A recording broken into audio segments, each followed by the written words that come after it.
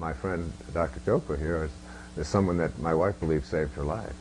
Yeah, it's a true story. Yeah. Well, you talked before, and I did also, about this idea of the source.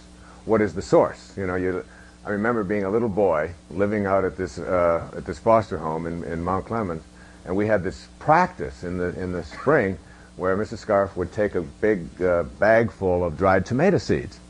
I was little, I was 4, my brother Dave was 5, he was with me, and I was the digger. I had this little hand shovel, and I would dig a hole, and Mrs. Scarf would take the dried tomato seeds and put them in the ground, and then I would cover it over, and Dave would take the sprinkler can and he'd pour water on it. We'd put a stake in there, and then we'd move 3 feet away, and then we'd do it again. And we did it through this whole plot of land. And I can remember asking, as if this were yesterday, I said to Mrs. Scarf, I said, where do these tomatoes come from? And she said, oh, God brings us the tomatoes. So I said, well, if God brings us the tomatoes, what are we doing all of this for? You know, what's that? This seems like a heck of a way to have to do it if God's going to bring us the tomatoes. She said, oh, no, the tomatoes are in the seeds. And I had this idea, like, there's tomatoes in the seeds.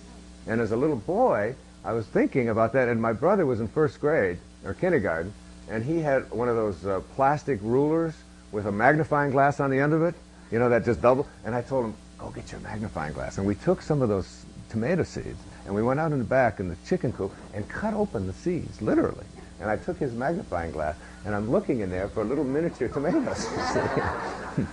Now, 50 years and more have come and gone, and I know now that what Deepak was talking about, when you take that tomato seed and you put it under a microscope and turn up the magnification, first you'll find molecules and mostly spaces and atoms, and then you'll take the spaces out and you put an atom under the microscope and you'll see mostly spaces, and now you see electrons and protons and croutons and neutrons and, you know, whatever those things are that are in there, right? But it's mostly spaces. Then you take the electron and you put it under an electron microscope and you turn up the magnification, more spaces, mostly spaces, and you take out and you get subatomic particles, and you keep going. All you're doing is looking for where the tomato comes from. Where's the source of tomato? You get to the tiniest subatomic particle, you put it in a particle accelerator, you increase it up to 250,000 miles an hour and collide them. You open up the accelerator and you realize there's nothing there. There's no thing there. And the weirdest part of all is that when you look at it, it changes it. That the observer really affects the creation process. Now you take the same seed that began you.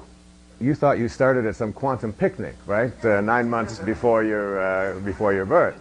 So you take this seed that began you, and you do the same experiment with it. You just keep turning up the magnification and taking out the space, and guess what? Guess where you came from? No thing. No thingness. The source. See, in India, they talk about these people that we've been referring to, people like Jesus, people like Buddha, people like Muhammad, these great spiritual teachers, they call them non-dual beings. Somehow they've transcended this duality of the physical plane. You know, the physical plane, you've never seen a person with a front who doesn't have a back, have you? You know, a person who is an outside who doesn't have an inside. Everything in the physical world has its opposite. To get past the physical world, you have to go to the world of no duality. And that is the equivalent of 0, mathematically. 0 is the number that you cannot cut in half. There's only one 0. And the equivalent of 0 is called silence. And silence is the place where you go to. Melville said God's one and only voice is silence. When you go to silence, you literally go to the place within you that can no longer be divided. And that's where you make conscious contact. That's why meditation, or getting quiet, and discovering that place within you that can no longer be divided, is really, literally, the source of all manifestation. And no matter where you go, I mean, I've talked to my friend here many times about it, and I'll call him up about something that's bothering me, this, and you know what he always says to me? Meditate. Meditate on it, Wayne. I'll call Rita. I'll say, Rita, she'll say, meditate. I said, Rita, I'm having a problem with one of my kids. What does she say? Tell him to meditate.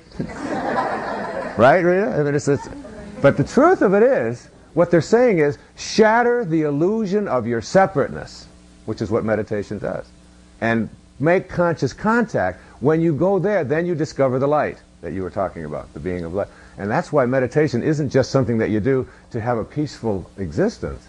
It's something that you do to make conscious contact with the creation process. and begin to manifest. There's a Vedic expression, in every seed is the promise of 1,000 forests and more. In every seed is the promise of 1,000 forests and more. Meditation is that ability to go beyond thought. The ability to think is an extraordinary human ability, but even more extraordinary is the ability to not think. And I'd like to end tonight's session with a quote from Franz Kafka, who, when he spoke about meditation, he said, "You need not do anything, just remain quiet. Remain sitting quietly at your table, and the world will freely offer itself to you to be unmasked. It has no choice. It will roll in ecstasy at your feet." Thank you. God bless you. Thank you very much. Thank you, sir.